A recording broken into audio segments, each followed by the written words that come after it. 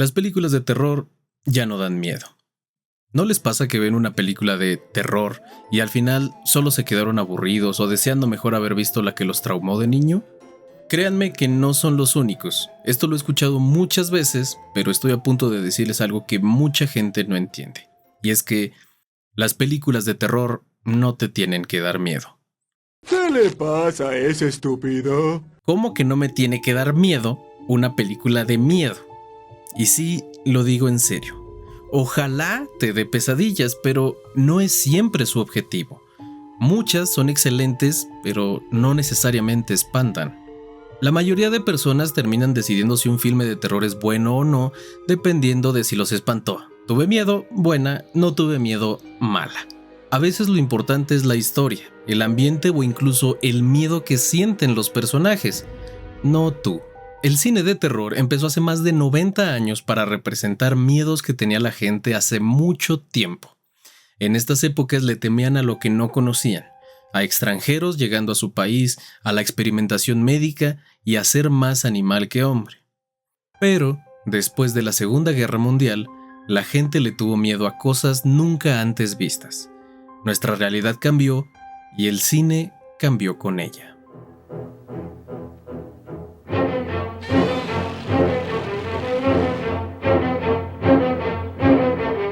Cada que descubrimos un nuevo horror, lo representamos de todas las formas que podíamos imaginarnos. Pero en esa época representaban el temor que le teníamos a la radiación, a los avances científicos y a la guerra. Con tiempo llegamos a entender la ciencia, la energía atómica y la radiación, pero algo que nunca podremos razonar es la fe. Es imposible hablar de terror sin hablar de religión. Y en los 70s la religión aún seguía marcando la vida de mucha gente. Y el cine les preguntó, ¿qué pasaría si perdieran su fe? Si Dios no los protegiera.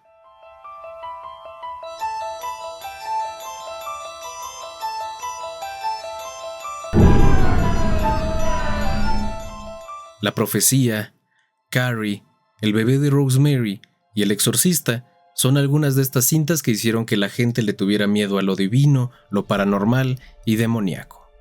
El Exorcista fue la primera película de terror nominada al Oscar, haciendo que tanto la crítica como la gente dejaran de ver este género como algo barato y olvidable. Desde entonces, muchas veces el terror y la religión van de la mano. Al mismo tiempo que lo inmaterial aterraba a muchos, el cine ya había evolucionado para recordarnos que todos nacimos con un miedo mucho más natural.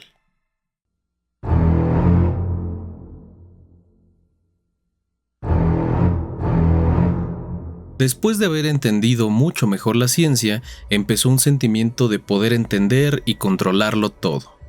El cine les recordó que nosotros somos la especie dominante, pero no precisamente por ser la más fuerte. Tiburón fue el primer blockbuster en la historia. Cambió la industria del cine y a miles de personas les quitó la tranquilidad al nadar en el mar. La Cosa nos recordó que lo desconocido puede ser mucho peor de lo que nos imaginábamos. Y Alien se encargó de crear una fobia al universo y a quien esté más allá de la Tierra.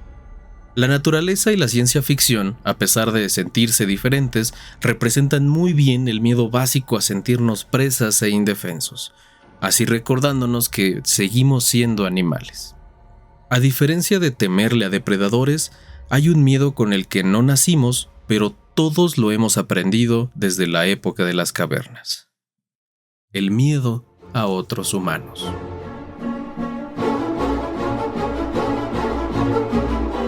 Degenerados, depravados y asesinos, el temor básico en el ser humano.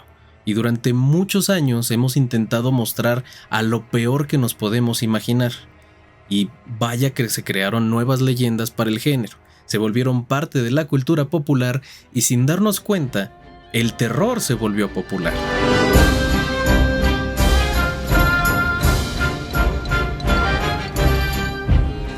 Yo creo que aquí está el inicio de esta creencia o de esta métrica en la que si me espantó es buena y si no me espantó es mala. En los 90s, el terror se volvió para todas las edades. Los adultos tenían It o Scream, Los adolescentes tenían a Buffy o a Chucky, y hasta los niños vivieron su propio terror con Coraje el perro cobarde, Hocus Pocus o El extraño mundo de Jack. El terror era cotidiano y no necesitaba asustar para ser parte de la cultura. Era gracioso, estético, incómodo y fantasioso. Pero como siempre pasa, al volverse popular, la gente hacía menos a aquellos que les gustaba este nuevo terror. Y las compañías, al seguir explotando aquello que funcionó, hizo que la calidad bajara, la gente se hartó y poco a poco dejaron de apoyar los proyectos que no parecieran real o grotesco.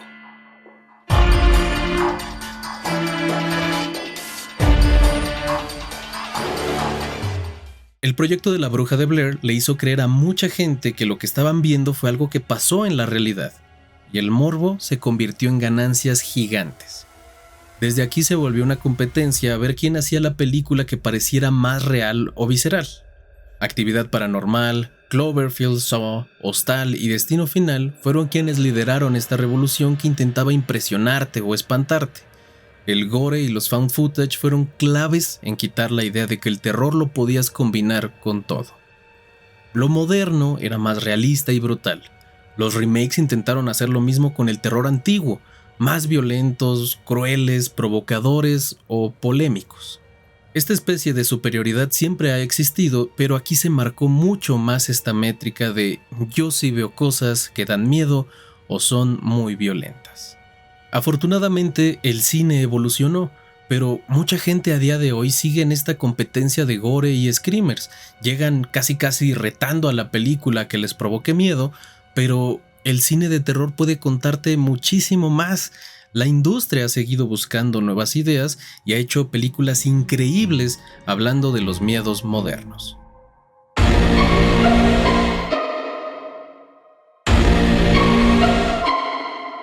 Desde hace muchos años se combinó el terror con la crítica social.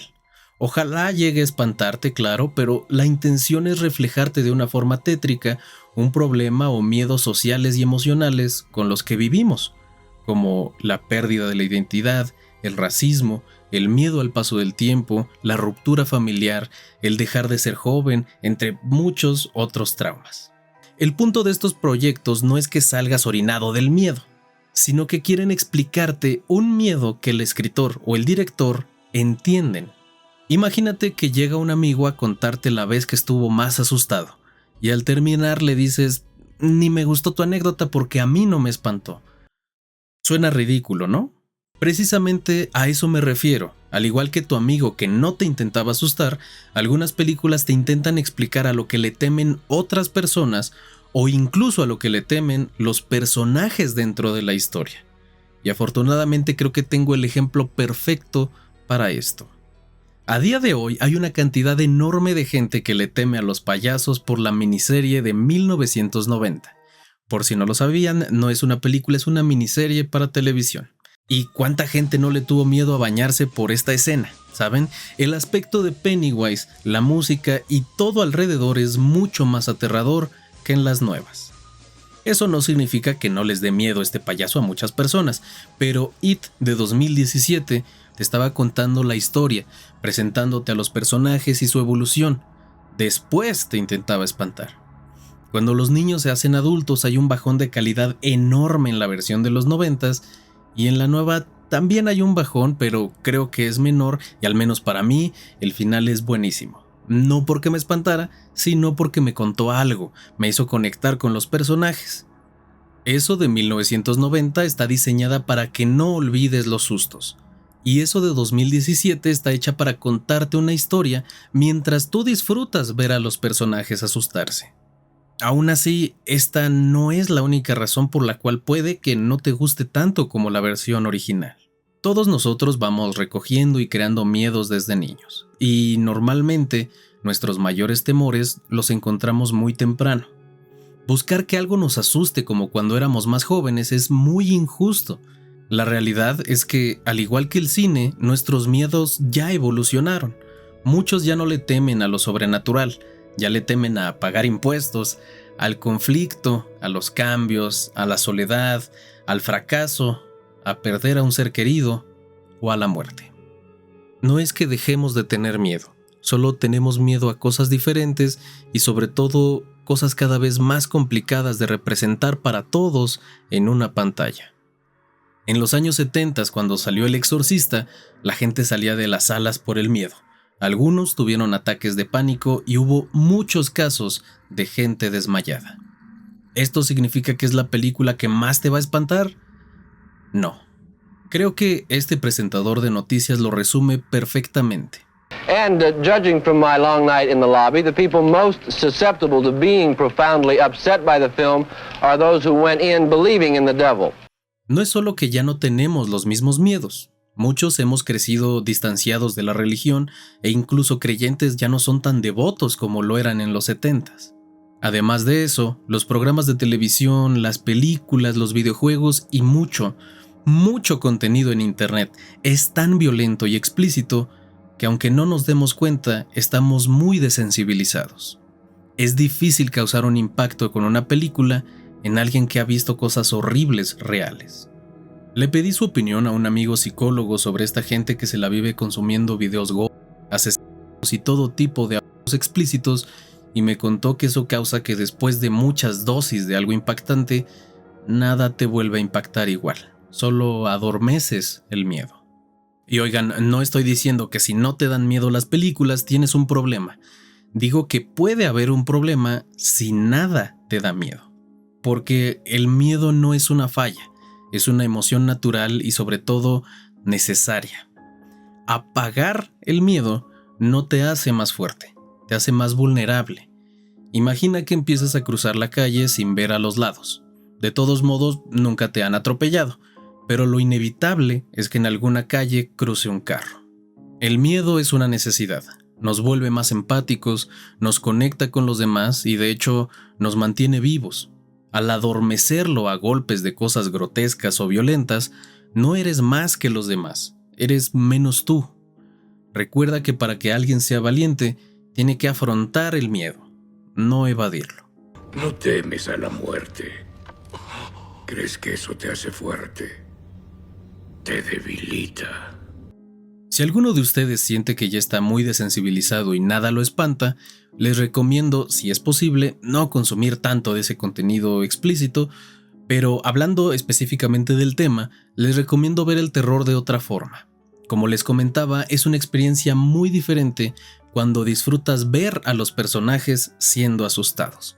Para eso les recomiendo Eso de 2017 o No respires. El otro extremo es la gente con hipersensibilidad al terror, aquellas que evitan ver cualquier clase de contenido de este género e increíblemente, al igual que los insensibilizados, los hipersensibles evitan el miedo. Incluso llegan a tenerle miedo al miedo y sinceramente lo entiendo, yo pasé años siendo hipersensible al terror.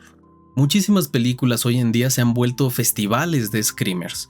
La única intención es asustarte y ya. Y no sé quién dijo esto originalmente, pero me parece el ejemplo perfecto. Imagínate que pagas por un show de comedia y a mitad del show el comediante se baja del escenario y va a hacerle cosquillas a cada uno. Al final los hizo reír a todos, ¿no? Bueno, esos son los screamers. Es un reflejo natural que tenemos. Asustarse no creo que sea lo único que puede dejar este género. Puede que a las personas hipersensibles les ayude consumir el contenido de terror de una forma en la que ellos lo controlen, ya sea pausarlo si están asustados, ya sea verlo en un horario que les guste o estando acompañados, etc. Sobre todo, vayan poco a poco y no vayan luego a las películas más famosas. Algo que puedo aconsejarle a la gente hipersensible como a los desensibilizados es ver películas o series que se centren más en contarte la historia que en espantarte. Por ejemplo, Misa de Medianoche, Psicosis, El Resplandor, Hannibal, Alien y personalmente mi favorita, La Maldición de Hill House. Esta no es una serie para dejar de fondo, es lenta y larga para muchos, pero vale cada maldito segundo. Para la gente hipersensible tal vez quieran experimentar con películas con atmósferas macabras como La Bruja, Hereditary o El bebé de Rosemary. Y si quieren dar un último paso para las películas que sí intentan espantarte, Un lugar en silencio, Siniestro o El Conjuro. El chiste no es llegar a estas últimas, sino encontrar en dónde están cómodos y disfruten lo que ven.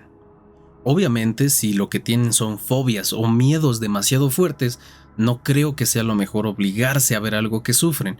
Tal vez el ver cómo se hizo la película, los bloopers y todas estas cosas puedan ayudarles a distanciarse un poco del miedo que les puede llegar a generar. Espero haberles explicado que el terror claro que puede asustarte, pero también te puede enseñar lo que asusta a otros, los miedos de los personajes, a lo que le temen grupos sociales, te puede contar una historia, hacerte pensar, emocionar o incomodarte. Mientras te haga sentir algo, logró su cometido. Ya sea el que la gente hipersensible se traume con algo o el que la gente insensibilizada se duerma, esto es un claro ejemplo de cómo somos injustos al juzgar el género de terror. Y ojo, que no estoy diciendo que todas las películas de terror son buenas y que si no te gustó, el problema eres tú. Por supuesto que hay malas y ridículamente malas películas que no logran asustar, contarte algo o conectar. El terror nos ha acompañado y cambiado con nosotros. Monstruos, mutantes, demonios, depredadores, asesinos y brujas.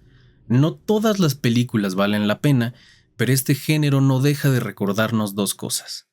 Que el miedo siempre encuentra una nueva forma y que ese miedo es el que nos hace humanos. Ojalá les haya gustado el video. Suscríbanse y comenten qué es lo que más me ayuda a saber si estoy haciendo bien las cosas. Si quieren apoyar, lo pueden hacer en Patreon desde 25 pesitos al mes. El link está en la descripción.